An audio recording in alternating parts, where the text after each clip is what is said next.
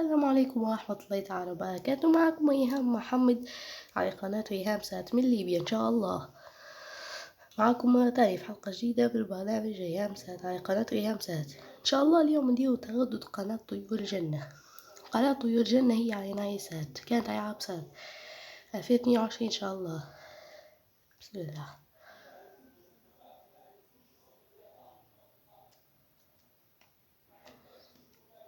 هذا تردد قناة طيور الجنة 11258 الاستقامة بريتش، معدل تربية 27500 إن شاء الله.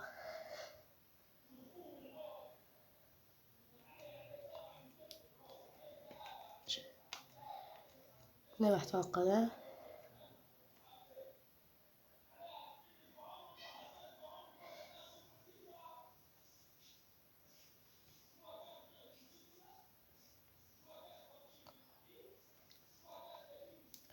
هذه هي يا جماعة قناة طيور الجنة، قناة للأطفال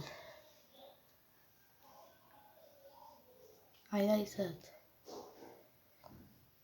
تمام، استمتعوا بالاشتراك والإعجاب وشكرا على مشاهدة الفيديو. السلام عليكم ورحمة الله تعالى وبركاته.